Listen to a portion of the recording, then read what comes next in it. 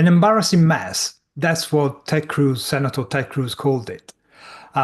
It's getting tongues and chins wagging in Washington, D.C. today, following a fat-fingered national security advisor to the President of the United States, who added a journalist from The Atlantic to a private group on Signal to discuss the March 15 attack strike on the Houthis.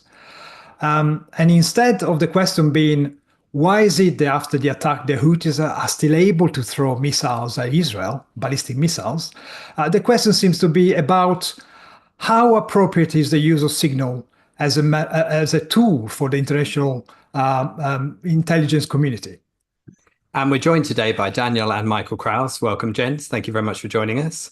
Let me come to you, Michael, first of all, as the American on the panel, and see your first reactions to this story and how we should begin to understand it and interpret it. Well, I share some of the implications that Marco had, which are, this is completely not the point. If you add people to a group on Signal or WhatsApp or even regular old texting, they get included, and somebody screwed up and wasn't careful about it. Blaming the Signal app is kind of shooting the messenger, literally shooting the messenger. But this is, it's political theater. I mean, this crap I believe it's still ongoing, the hearing that's going on. This is what politicians like to do with taxpayer dollars. And let's not discuss whether those attacks are effective, which they haven't been so far, at least in terms of doing what they were supposed to do, which was to stop missiles from coming from Houthi land, which is Yemen, but it's a part of Yemen, which I like to call Houthi land. Anyway, I think it's a shame. I mean, it's a shame that people are that stupid. The Americans seem to be having a field day, just kind of, it's fun to crap all over this. And it's not the point. This is serious stuff, and we really ought to be addressing the serious issues, not this somebody screwed up. I think Trump just said who did. I didn't read the article yet, but anyway. Yeah, it certainly is serious stuff. Daniel, what do you think, though? I mean, I hear this described as a shocking revelation, and in many senses it is, but also is it just an unsurprising symptom at the same time? Well, what's your view on the whole thing? That I'm tired. I'm tired of every day there's like a new thing, like a unique thing that comes out where, in some ways, fundamentally, nothing really new came out. We know a lot of these guys are not necessarily what we would call competent people. I mean, again, Pete Hegseth is a Fox News commentator. He has very little sort of background when it comes to any type of, I mean, being a defense secretary. Now, when it came to the person who actually added the journalist in, it was Mike Waltz, the national security advisor. And just a reminder, that's the same position John Bolton had. And the fact that these two people should be like compared is filling me with a little bit of sadness, especially since they did it under the same guy. Now, the best case scenario of this, or sort of the happiest thing about this, or sort of the luckiest thing about this, is that nothing really serious did happen as the result of it. Basically, there is now some talking about if there were any actual sort of classified things actually being leaked. I think Tulsi Gabbard has just said under oath, although I do not trust Tulsi Gabbard a lot, but she said, swear under oath that no classified things were shared. And in that, if that would be true, that would be a bit redeeming, although still problematic, since, again, something like this really should not happen.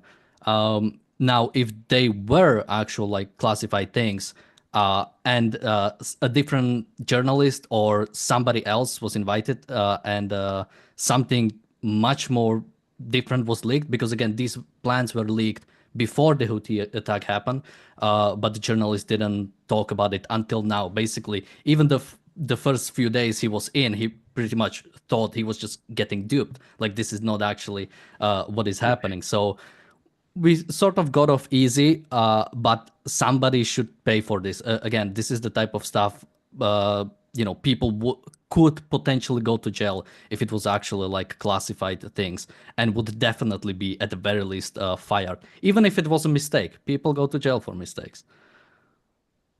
Wow, that's harsh. Uh, yeah, I It's a agree. government position. Yeah. It was a stupid thing to do. No two ways about the one.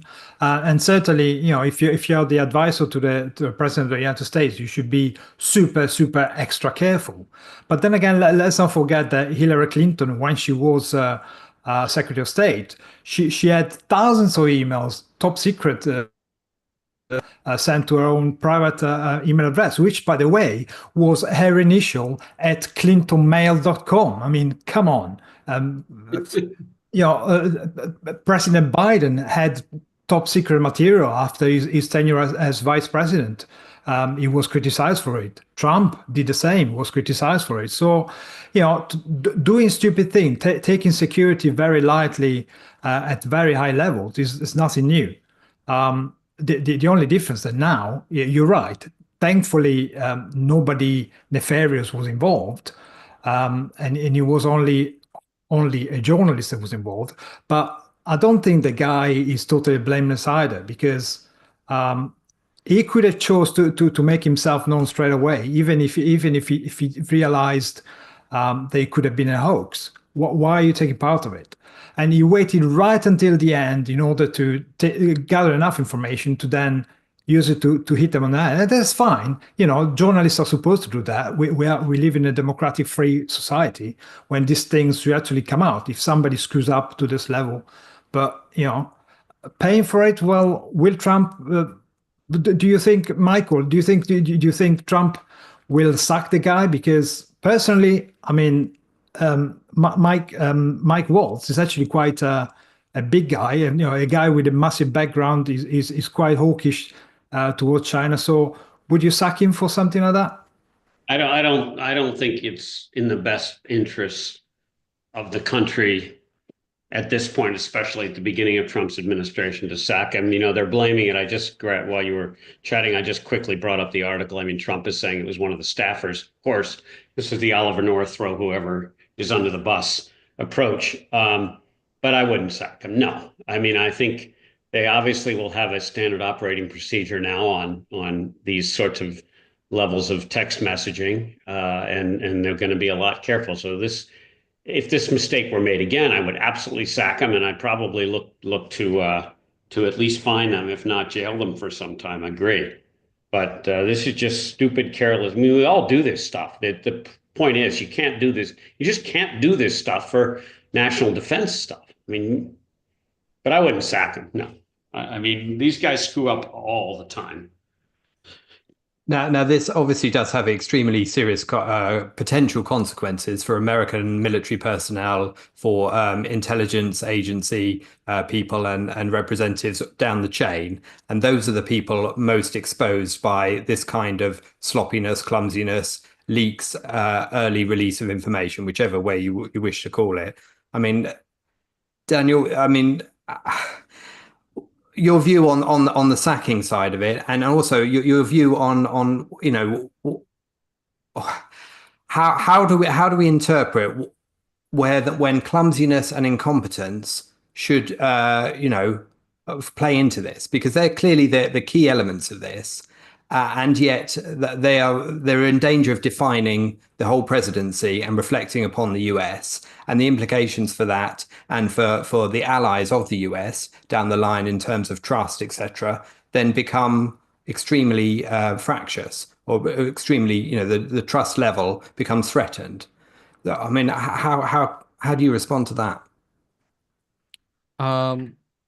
Well, first, about the sort of should somebody be sacked? I mean, there needs to be some kind of responsibility, sort of something needs to happen. You can't have something like this sort of go on and then sort of like put it under the rug and nothing happens. So definitely some investigation, something needs to be, somebody has to be fired, somebody has to be sacked, some investigation needs to be happen, even if it's not enough to be criminal. Like, we cannot have a system where something a massive amount of incompetence happens, and then we sort of like move on because it's uncomfortable to sort of go after our own people. Again, this is investigation is in the American interest. It is in the interest of Americans to not have incompetent people do things like that. That's what should be at the top of it. And the things we said about the past, Hillary or Biden, or as somebody said, on the last video, people were talking about why are we even discussing this, and someone brought up, the Iranian leak happened under the Biden administration, and nobody talked about it, or nobody cared. We cared. I did. I was the one who was actually doing the episode on that because, yeah, on both sides it matters, and this is not the stuff that should have ever happened. Now, I can understand sort of, especially if you are someone who is a bit more hopeful than I am about the Trump administration. I've seen the exact same thing in sort of my own government, where we had a type of corrupt government where a government was working with mafia and they like killed a journalist. And then we had like an opposition sort of getting into power, and then the opposition was terrible. It was really hard to speak out against that opposition because you knew what the alternative was. But the fact is, when if this sort of gets let through, it's a sign of things to come. And when people stop speaking out against a type of corruption, a type of incompetence, that's when we are really screwed from both sides, because there is no longer like any even pretense of hoping that the system at least itself sort of works, or we want the system to still stay efficient or stay capable of like rooting out incompetency. And again, people who are that incompetent shouldn't be in charge of national security. Sure, fair enough. But there's a bit of a difference between being corrupted and being incompetent. This is clearly a case where the guy added a journalist. No intention of doing harm was found, unless, of course, he did it on purpose, knowing very well this thing would have blown up in order to cover something else. So that would be even more serious. But for somebody who includes, first of all, yeah, you could argue that using Signal itself, because it's not a government cleared means of communication, is not appropriate, especially for something so important. But to sack the advisor of the president of the United States could well go against America's own interest. It's fine, just point the finger at him, say he's been a moron, look at him. But chances are it might actually provide more added value than his mistake was. So again, I think it's a bit harsh to demand a scalp just for the sake of having a scalp, really. I think my reaction to what I've seen, some of the things said, is I'm concerned about some of the cover words, the weasel words that you've heard from people trying to dodge, deny, and obfuscate, which I know is standard practice for politicians. And of course, we would expect nothing different in the age we're all unfortunate enough to live in. But you see Hegseth talking about nobody was texting war plans. You hear Tulsi Gabbard saying that it wasn't classified information. You hear the journalist talking about the specific time and targets, the weapon systems, weather reports, the sequencing of things, and a minute-by-minute account of what was likely to happen. Now, all of those things can't all necessarily be true, and a lot of them refer to the definitions of what are war plans, and the sort of flabby way in which people go, well, yeah, well, it wasn't detailed enough, or you wouldn't have known enough, or the way people use definitions as a subjective way of saying, well, technically it wasn't this, when clearly in essence or in character or in the crucial aspects it was. So is the fact that these kind of characters that we've got, and I don't want to psychologize them, but the kind of characters we've got that are the kind of showboaters and grandstanders who, when caught out in error or having to defend error, are the least likely to show contrition or recognize that error or learn from that error. I mean, Michael, that's a risk here, isn't it? That in Trump's image, you've appointed characters who have some of the worst elements of Trump, which is that grandstanding, showboating, and I'm never wrong. And are we seeing that in some of his appointees' response to this crisis?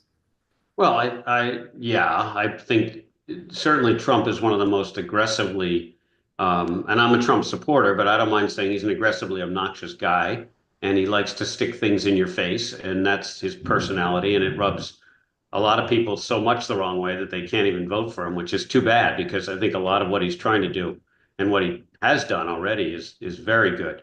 I do think I mean, Biden did a lot of things wrong and screwed up a lot of things, never mind garbling stuff and forgetting which state he was in and forgetting what country he was talking about and mixing terrorists with Israelis and all this kind of stuff. And no one really ever apologized for him. And certainly the media never jumped on the fact that he was clearly demented. And any doctor, I mean, any internal medicine doctor or neurologist knew the guy was demented. They never apologized for him. And I think we've said on the show before, that's politics 101. Never admit you're wrong, which is too bad. You can certainly admit this was a massive screw up. And there needs to be, it's really simple. I don't understand what happened to the notion that you admit quickly that there was a massive screw up. We have procedures now in place to prevent it from happening again. Let's move on. We're training the people if we need to go into that. I don't know how you train people to not put the wrong people on a high level military discussion. I think it would be pretty obvious, but we shouldn't pretend that this doesn't happen all the time in government. Stupid stuff happens in companies too. It's just that companies actually have to, usually they eat it because they either fire people or they suck it up and deal with it, but there is a downside. In politics, not so much anymore. Last point, again, I don't think there's a huge difference between Trump's group and all the others in point of fact, which is that everybody screws up a lot. It is absolutely true that Trump and his team tend to be more abrasive about screwing up. And I think that's what you're referring to. Daniel, do you think it's about the personality involved more than the actual event? Well, first, I want to point out some things from the chat. Someone said maybe we can suck Witkov. I don't think he was involved, but maybe we can find a way to somehow suck him instead of anybody else. Someone also said the DUI hire needs to go, which I do find pretty funny. Now, something to point out about more sort of the technical aspects. So again, using Signal to like the fact that Trump administration is using Signal isn't the problematic part. Biden administration was also using Signal. Basically, it's an okay thing to use as a chat group, basically saying, hey, we have a meeting at that time. That's what we're going to do. The problem here, and the problem isn't even necessarily, well, it is kind of inviting the journalists in even by mistake. It is specifically that if this did happen, that classified things were discussed there, again, Signal is not the safest thing you can use, and there are safer alternatives to use when it comes to government administration. Either sort of a bit more sort of basically the government administration has some things in place to sort of have a bit more secure communication, or meeting eye to eye. That's the one of the most secure types of communications. So again, the biggest thing is not even necessarily using Signal, is like talking about classified things while using Signal. And again, we are going off of the words of a journalist. Currently, nobody is denying that this did happen, but people in the Trump administration are denying that classified things were said there, which, if true, would definitely put it a bit less harmful, but still problematic. Now, the biggest thing, I think, sort of when it comes to sort of talking about these situations, I find it very hard. Like even someone on TDO was saying that we're being too anti-Trump or too pro-Trump or any sort of those things. And the question is like, how can you be like appropriately like critical of someone? Like everybody has values. Everybody dislikes some politicians more than the others, or dislikes one side of the political spectrum. Like I know I hate Trump, right? But I try to be objective, and it is not the easiest thing in the world. It's like, well, sometimes I criticize Trump and it's like, well, am I being harsher than I would be on somebody else? Or the opposite? Am I trying to contain myself more because I'm usually more anti-Trump? So I'm trying to hold back so I don't become a bit more anti-Trump. Like again, like pursuit of objective truth is possible, but it's not like the easiest thing. So I think there is a question of how exactly do we look at this? But we should never look at this as like, well, somebody else also did this and people seem to care less. Like we should always, like, even if it's the best guy in the world, he's not the best guy in the world if he still screws up. And that's what I dislike most about the sort of the right-wing coverage of this. I mean, the Babylon Bee is like a satirical, sort of a much worse onion. And basically they did a story about something, 4D chess, Trump leaked documents to the second page of the Atlantic so nobody would read it. And, it's satirical, but on the day it came out, you're already like putting it down.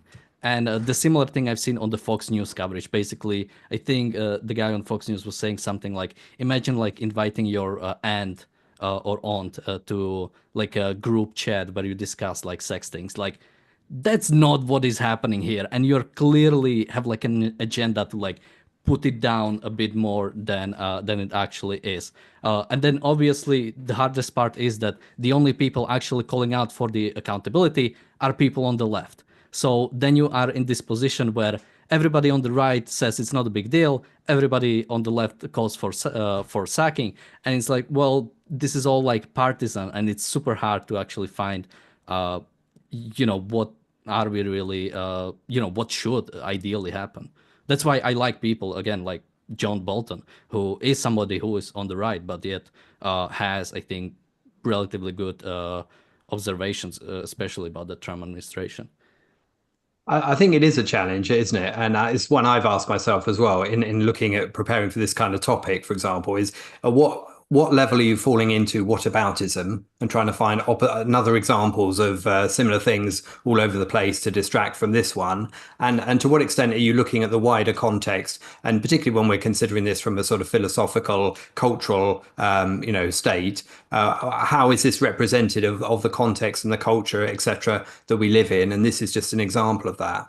I think those are tricky challenges for sure. I mean, one of the things that I do think is quite likely the case in a Trump administration is that Trump gives a directive, hit the Houthis and hit them hard and get on with it and do it now. And then it's and then is, gone from the room in essence. And then everybody else is scrabbling to work out how to do that quickly in a way that is consistent with the overall requirement, but also based on all the necessary facts needed to actually execute it.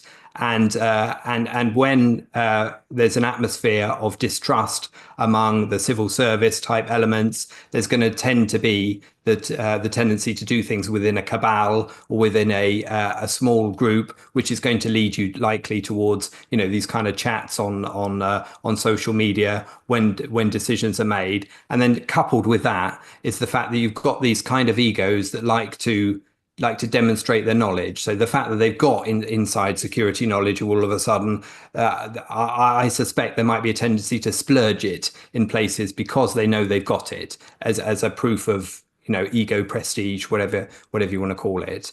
Maybe that's in there. I mean, is it possible to marry these two things, do you think, Michael? Is it possible to follow what Trump has been elected for and what he says he wants to do in terms of what we all four of us agree with, which is hitting the Houthis hard and making sure they're not a threat to Israel or to shipping, and at the same time being able to do that in a way which is practical and possible within the military constraints and the difficulties of doing so.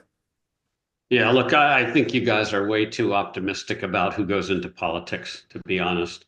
I think, first of all, there's plenty of people in companies that run, bigger companies run a similar way. The boss comes in and tells you what they want done, and then they run off to meet with investors and meet with PR people and meet with other heads of other companies. I mean, uh, not everybody is a Steve Jobs who comes in and worries about the bevel angle of the corner of your iPad and your iPhone.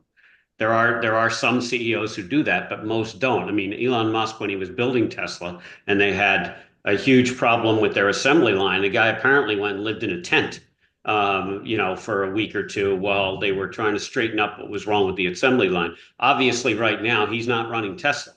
I mean, the guy is running Doge and about 6 other companies at last. I don't even know how many he's running right now. So he's not in there. And I think Trump runs the government that way.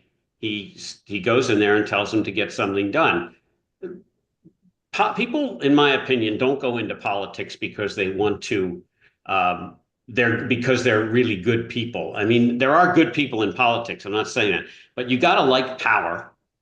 To get up to those levels, you got to love power, and the power that you love is not necessarily the power to create new electric vehicles or to create solar panels or to build SpaceX so it can go rescue astronauts who are stranded. You have to love power for the sake of what you guys said exactly, with the knowledge and I'm in the in and I'm closest to the president and so on and so forth.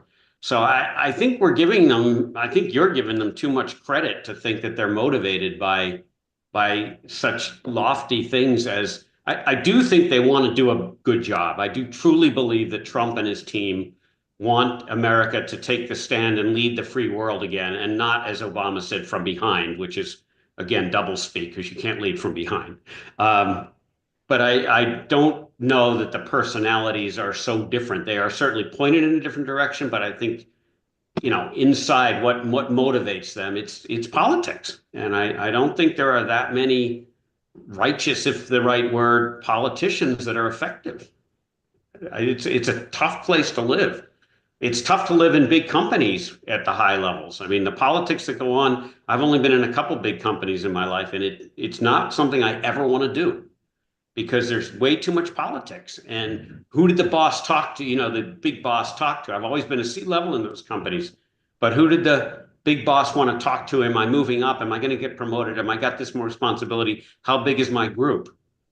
And that's not stuff I think that those of us who are on the chat here really motivates us. Sure, absolutely.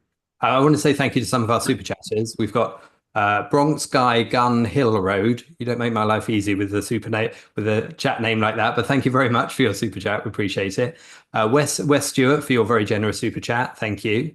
And Bronx Guy Gun Hill Road again for yours. I hope you don't mind me mentioning your name, but thank you very much. We do appreciate it. Enric's come in with a super chat and a question. So let me, or something, a point which he's raised, which is the question is whether Trump is putting in office people with commensurate capability. And that also applied to the Biden administration. I mean, Daniel, let me come to you with that. Commensurate capability. We want to see some competence. We want to see some efficiency. There's precious little bit about. What do you think? I mean, can we compare to the Biden administration, especially if we're not entirely sure who it was picking those in the Biden administration? Yeah, I mean, well, he was much younger boy when he was elected, so he was, well, when it comes to sort of like picking people into, I think the American system is set up in the best way to like encourage the best from presidents. Basically, they are fully independent from the not legislative branch. They can pretty much appoint anybody they want as their secretaries. They can fire them for anything they want. Now they need like a Senate confirmation, but usually it's rare that it is made into some sort of a big deal, but it is on the individual presidents to actually use that sort of power we give them responsibly. Now, what usually does happen that is that secretary positions are giving sort of on the on the political basis. Basically, if you endorse me during the primaries, if you like step down during the primaries and endorse me, you might get a position. I think I wouldn't jump far if I said RFK probably got his position with that, basically by endorsing Trump. So that is, I think that is something that does happen, which again, I would sort of speak out against the idea that sort of good people are in Trump administration. I think in Trump 1, we had a sort of a better cabinet. But now, especially with people, again, like Hexet, Tulsi Gabbard, RFK, that doesn't scream of capability or sort of ability even. Well, Now, other than yeah, RFK, I disagree with you, but that's fine. I Tulsi actually like Gabbard? better. What? Yeah. So far, she said all the right stuff. Let's see what she does. She was like pro-Assad. She is clearly like bought No, in by the Russians. Daniel, they're all full of it. I mean, they're all, and also Chuck Schumer thought getting rid of government efficiency. I mean, making the government more efficient was a good thing 10 years ago. So did Obama. It's just that the fact that Trump is doing it that makes the Democrats crazy. These people are politicians. They're not principled. Most of them are not fundamentally principled people, I would argue. Well, yeah, but it's not them criticizing Tulsi Gabbard that's the problem. It's me criticizing, and the fact that she came out in support of Assad.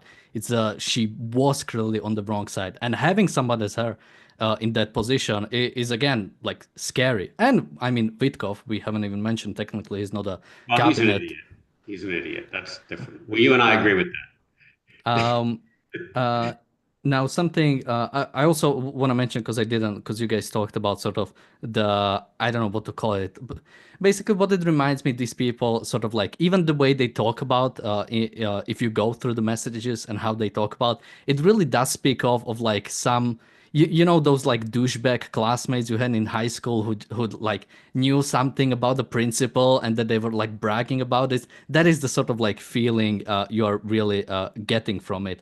And even when it comes to, yeah, sort of like what, again, we are talking about the strike on Yemen and the way it was done. JD Vance was apparently the one sort of pushing against it, saying that we can do it in a month. I don't want to bail out Europeans, whatever that means. You shouldn't really care about what Europeans think or want. It is in the American interest to do something about the Houthis, especially after the fact that the Houthis attacked Israel and Americans said to Israel to stand down. If after that you refuse to attack Houthis, you are letting down, I think, somebody much more important than Europe in this scenario. That was actually an interesting thing that came out because J.D. Vance kind of stumbled across a principle, tripped over it when saying that he actually goes against the current agenda that America is pushing, because his argument was, well, the trade going to the Suez Canal, through the Suez Canal is 40% related to Europe. So it's not in our interest in this particular instance to put America resources in order to effectively cover Europe's arse, allow them to use the trade route again. So I kind of see his point. Of course, by doing that, you totally ignore the Israel issue, which is a bit of a big oversight from the guy. I mean, but the other thing that I like to discuss is about when I read this kind of articles, I like to play, Miss Marple kind of thing. So you have the statement from the journalist who's fairly cagey about lots of details, but also at one point he says that the documents were shared through the high side, which is the protected communication channels that the government uses. So it kind of puts into a difficult light, assuming that some confidential information were actually shared across the platform. Certainly, the journalist was implying that, but by also admitting that the secure channels were used, kind of undermines his own point. So as a normal reader, you try and put together the pieces by the few clues that you're given, and of course you have to create a sort of context. And yes, as Daniel was pointing out, the debate between them is hardly the kind of debate. I mean, these are not people you would want as friends. Let's put it that way. You wouldn't want to invite them over for dinner, because clearly the way they talk to each other and the stuff they say is hardly, it's hardly human. As Michael pointed out, these are politicians. These are not normal people. They are psychopaths, really. And the security classification side of things, it's classified information, is constantly used within politicians to get them out of trouble. It's a line which means that I can't really talk about it because I don't want to talk about it, because my arse is hanging out. I've made a mistake. I'd rather shut up. So I'm going to use that line. And similarly, the journalist is also able to use, I can't reveal more details because it wouldn't be right to, because this is probably classified. Now, that may be true, but it's also a very big umbrella which covers up the kind of detail necessary to interpret what you're seeing here, isn't it? And then just on your earlier point about JD Vance, I mean, obviously that's all true about the level of traffic going through the shipping routes, etc. But of course, you can't think Houthis without thinking death to America, and death to America is a declaration of war. And you've got every right to crush them out of existence based on that alone, regardless of whether it benefits European trade more than your own trade. And of course, were that death to America taken seriously from Islamist and Islam-based, ideologues all over the world and leaders of countries all over the world, then we wouldn't be in this mess we're in for so many decades anyway. So, I mean, Michael, your thoughts? Well, yeah, and you can also find those same slogans at Columbia University in America and in California at UCLA and a number of these backwards, despicable places. I'm glad you picked up on the JD Vance points, guys, because actually the thing that bothered me the most about all of this, frankly, and I would bet that there's some secure high-level military stuff that was on there, and probably the journalist was told, "Don't you dare disclose this because we'll get you on putting out." Yes, it's probably within your journalistic purview, but there's so many laws now about what the government can do, and tying you up in court for 5 years, saying that you released classified information. It's just not worth any journalists, to be frank, in my opinion, their longevity and their career. It could really be damaging. So he probably has been muffled a bit. And what I'm saying is that America's not a perfect democracy. I agree. It's not, it's not wide open, especially when somebody screws up like this. But Vance's comments were like, whoa, man, we're trying, Trump. I know Trump wants to be a little more isolationist, but the fact of the matter is he does want to be the leader of the free world again. He does think America has a certain kind of manifest destiny to do this. We have the military capability. Biden was floating plenty of aircraft carriers around the whole area with strike groups. He just decided that the best offense is a good defense, which we all know is absurd. The best defense is a good offense. But Biden had the whole thing on his head, like he did for most things. And for JD Vance to start with, saying we shouldn't do this, we should leave it to Europe. There is no Europe. Europe is composed of countries. They all argue. I mean, no offense, guys. UK is not even in Europe anymore, right? Well, we're in the continent, but not the Europe. In our lifetime, it's just not going to happen. It's up to the US, and we're still the leader of NATO. It's up to the US to police the world. I mean, we're the good guys. And we weren't the good guys under Biden. We were the apologists. And now, if you want to be the good guys, you got to do stuff like this. They did get into some of the economic ramifications of this. And yeah, Europe should. They were talking about recouping, costs. Sure, they should go quietly behind closed doors and talk about how Europe should contribute to the cost of these expensive military things. It's probably a few $100 million just looking at the number of people that are involved. I mean, there's what, 5,000-6,000 soldiers on an aircraft carrier. never mind the rest of the strike group. This is an awful lot, plus the munitions and the planes and the fuel and the blah blah blah blah blah. And it's eventually all American tax dollars. But it's our job, and we need that. That was really disappointing to me. I'm glad we're doing it. You're quite right about letting Israel down, letting the whole world down. I mean, the Houthis have been they're a third string piece of crap terrorist organization that Joe Biden allowed to do whatever the hell they want, and the rest of the world sat by kind of like it's okay. We'll just all of us environmentalists that are really worried about the environment are going to let people do the entire Horn of Africa again, like we were back prior to the Suez Canal and back prior to all the shipping routes.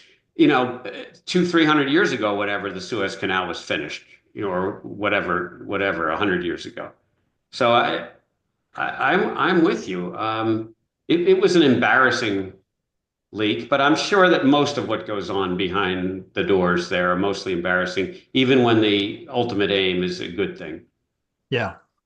And for the people who don't know about it, it might be worthwhile to mention that the motto of the Houthis is death to America, death to Israel, a curse on the Jews, and may Islam triumph, or something like that. So they're pretty clear about what they want to achieve. So yeah, I don't see any bombing on the Houthi as an issue that shouldn't be even debated. Really, the fact that the Houthis are still there throwing ballistic missiles at Israel suggests to me, as I mentioned earlier on, that perhaps they haven't been hit enough. Perhaps the question should be, why are these people still around? Why are they still able to do this? But then you mentioned earlier on that there is a split. You're right. The right, the political right, are just saying, no, this didn't happen. Never even heard of it. A bit what Trump said. And the left, of course, including as journalists, let's not forget the Atlantic was endorsing Kamala Harris. So, this kind of not exactly unbiased media either. They are pushing towards, let's get these guys, in the fire. Let's make sure we got some answers and stuff like that. How do we get around this? How can we? Of course, we're trying to have an objective view, and we get the objective view based on the facts that we know about. We can't talk about stuff we don't know. We weren't there. We haven't read the text. We haven't spoken to the people. So how can a normal individual try and navigate through all the chit chat you get from the political spectrum and try to build a picture of it? I mean, the really scary answer might be that we might just be too far gone. I mean, the important part about, when whatever you have to remember that the political system that we created is so people don't shoot each other. Basically, we agreed that we elect people into parliament and then they pass laws, and, sometimes different people that we do not like are in the government. Sometimes people we like are in the government, but generally we accept that we sort of share this political power instead of when we disagree we start shooting each other. And so in that regard, sort of the opposition should always oppose as much as they pretty much can within the means of sort of the system that is set up. So in this case, it would be calling for investigation, I think, is sort of appropriate thing to do. And the government that is in power should want also to sort of, in a sense, share some of that responsibility and have some of that, basically have some form of investigation.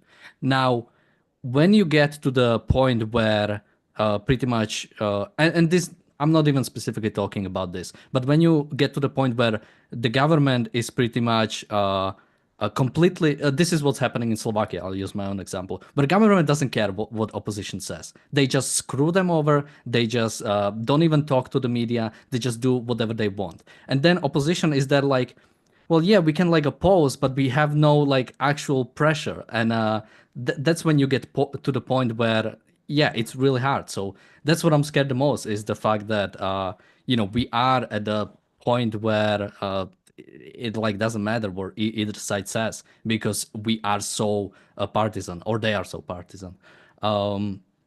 Now I had a something we sort of should have mentioned, because we might talk about this again. There is a possibility that this was some sort of a bait. Basically, that they invited him, they wanted him to leak something early, and then maybe something out of there. Now that didn't happen. He pretty much didn't leak anything. Only after a week after the Houthi attack has happened. So now they are sort of dealing with the situation they might have not wanted to be in. But I just put that as like a possibility. We have that, not even a possibility. I have no argument to even justify that, no like evidence, just like even less than possibility. I suggested something like, we want to strike, but we don't really want to. Somebody stop us. Maybe I wouldn't really. I'd be surprised. But I mean, we don't know. It didn't happen. We don't know. Well, hopefully, we'll see more in the upcoming weeks. Now, sort of on the JD Vance point, I think that is, and someone in the chat asked, what is the ideology of JD Vance? And that is sort of, in some ways, I'm scared more of a JD Vance than Donald Trump, because I think he does seem to have at least some sort of a especially if you, I think James Valiant often talks about, I think it was his acceptance speech, either when he was picked as a vice president or when they got elected. And it was really like scary stuff if you really listen to him. And generally, this undermining of both the European allies and NATO. The fact is that America is the leader of the free world, and that is a thing that comes with a bunch of advantages, the fact that you are the big guy, but a bunch of responsibilities towards your allies, the fact that you do protect the trade routes that the sort of the smaller guys can't. And when you have sort of America like suddenly saying, you know what, this NATO structure we built for like 70 years, we don't want it anymore. And it's like, when that happens from day to one, that's like, oh fuck, what? And that is like a damage that will take like years to repair, even from the European counterparts. Because if you know, or Israeli counterparts, I mean, even when it comes to Biden administration, right? When you know that administration changes and suddenly, oh, you're not gonna get bullets for the weapons you imported from us. That puts, I think, America in a much worse position, because America should want their weapons and their systems to be exported all over the world. And yeah, I mean, if you look at some of the structures of NATO, I mean, the fact that we all use the same bullets for our guns, that's insane. Imagine getting like 30 countries to like accept one thing that we all will like agree upon, basically like a standardized sort of like equipment. Yeah, I think when it comes to JD Vance, I think, what's his ideology? Is he not praying for an ideology in both senses? His ideology is to pray and then to find out by revelation what that ideology should be for the day, and then to implement it on via Signal. I think one of the things that I found disturbing in the comments that he wrote was, well, we should see what the economy is doing for the next month and then decide whether we bomb the Houthis or not. Now, that's the opposite end of doing things by principle, isn't it? I mean, that's pragmatism writ large. On the other hand, it could be the VP's job to be the one that is totally risk averse, because I seem to remember that Biden was against hitting what was his name? Be the 9/11 guy. Oh, Osama bin Laden. Osama bin Laden. When Obama did the strike in order to kill Osama bin Laden, Biden was a bit like, oh, we shouldn't do that. So perhaps it's just the role that makes them risk averse. Yeah. I mean, clearly, obviously, JD Vance's position is different to the others, and he's obviously hedging it. He's the uber politician among the bunch, and obviously his future is always within his vision, even every time he's on his knees, no doubt. I mean, whilst praying, let's be clear on that. Anyway. I think one of the things I did see in one of the Senate hearings that I thought was interesting was one of the Democrat senators was asking, and I forget who it was exactly, but was trying to drill the question: should the journalists release the rest of the information in the Signal group, because in order for us to know, basically to try and persuade the other person to say whether that information was classified and should be released or not. And that was a clever way of wording it. Of course, the reply is weaselly and avoidance and no real answer. And of course, that's deeply dissatisfying for all of us. But yeah, are we going to know any more than we know now? And I guess is my question emerging from this. And therefore, how do we interpret this in terms of what happens next? Supposing that nobody is fired as a result of this, what's the best way of judging whether this is a path towards further deterioration or a lack of quality, or what is this? How do we interpret this going forward? I suppose is the crux of my question. Michael, what do you think? Yeah, I'm smiling because I've certainly had employees that just, they're just not good. Everyone kind of knows they're not good, but they're not really sure. And then there's a clear, definitive piece of evidence that they're not good. And then if their boss, and I don't usually put my foot down, I usually should, but if their boss doesn't want to fire them, we tolerate it until the next time that they show definitively how bad they are. And whoops, sorry guys, the crazy weather here. So I'm not the least bit surprised. I don't think the best and the brightest are involved in all of this, even on the staff. There are a lot of smart young people that want to go to Washington and work under somebody. But there are also a lot of smart young people who want to go start their own companies or go work at an investment bank and learn the ropes or. And I think the people that want to get into politics, frankly, I'm not surprised. I mean, they're not all about doing a great job and being expert at something. That's just not their nature. So I think this will.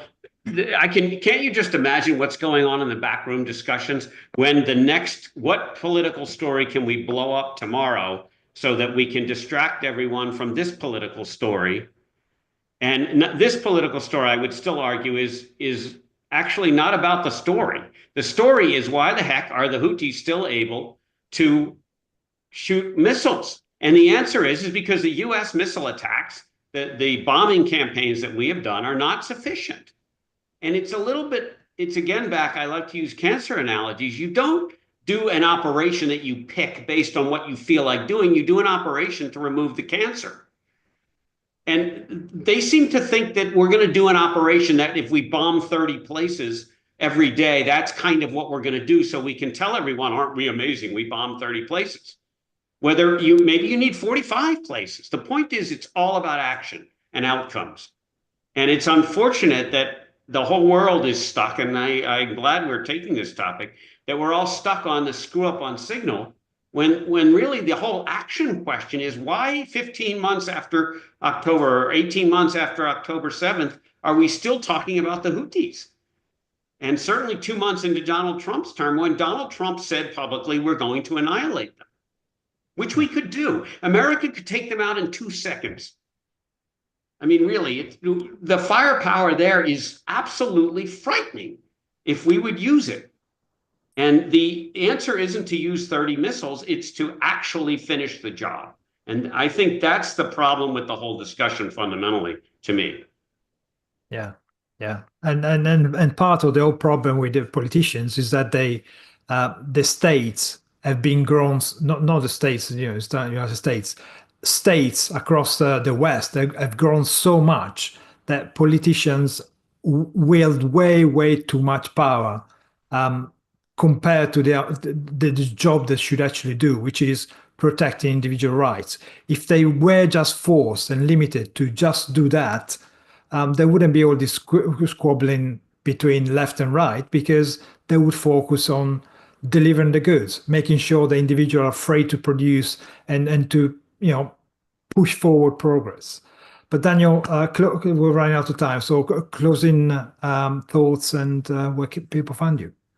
Well, we also have super chats. I don't think we finished them. First of all, on this story, I think it's more of a symptom than sort of a sign of things to come. I think that's the way I started.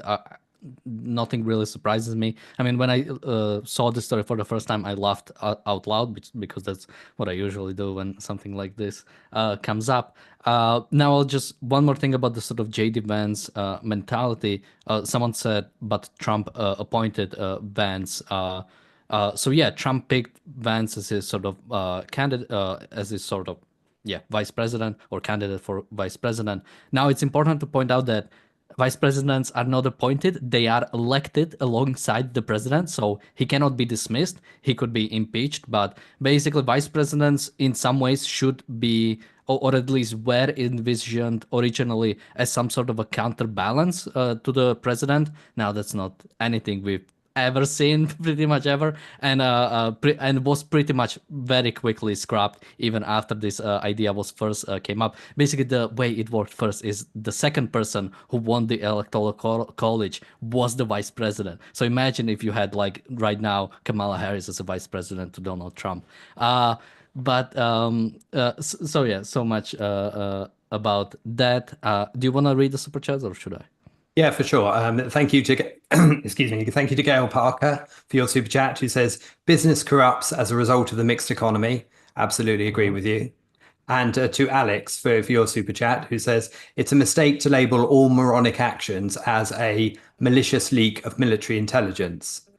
Close quotes. Snowden caused American agents to be killed. This was a result of idiocy, but did not harm soldiers. It's a good point, Alex. Yeah, thank you for that. And Michael, I guess your closing thoughts and where can people find you? Yeah, I'll reiterate what I said before. I think really our discussion there's so many important topics to discuss, not for us. I'm talking about the political arena, and there's so little time. And I truly believe politicians love this because it distracts everybody from what should be discussed, which is military, defense, economy, healthcare, blah, blah, all the important things about taking care of your constituents and actually following the rule of law. And only if it could only be that simple, but it really is that simple. We just don't have leaders that actually want to make it that simple. It's one of the things that I tell people all the time is, if you can't explain to somebody something quickly, it means you don't understand it. There are very few things that are as complicated as, say, building a nuclear reactor that you need to get into a lot of detail. I mean, most of the stuff we talk about, if you start from life, liberty, and the pursuit of happiness, and you mix in a little bit of reason, purpose, and self-esteem, then you basically have a pretty good trajectory. And I think most of the discussions we have would go away because they wouldn't be important enough to talk about that. And obviously, life, liberty, and the pursuit of happiness doesn't exist in Houthi land, and therefore the Houthis need to be ablated. Very simple. Then we can move on to the next thing and talk about why Iran, at least the Ayatollahs, need to be ablated. So I'm a big fan of trying to simplify and getting down to foundational principles. Because I think most of the arguments that we have today are people that are starting from no foundational principles or some really corrupt ones, and then they pretend that you can come to some kind of agreement. You cannot agree with someone who's going to murder you. You'll never will. Kaufman, 2Fs on LinkedIn. Thank you. And one of the places for basic principles is the Briefly Objective, where you find condensed versions of those principles with added visuals on our sister channel. And the link is below if you want to check that out. So thank you very much, gents, for an excellent discussion. And look forward to seeing you soon. And thank you to our super chatters. And we'll be back tomorrow with the Daily Objective and the reality show. Thank you. Great. Bye-bye. Bye-bye.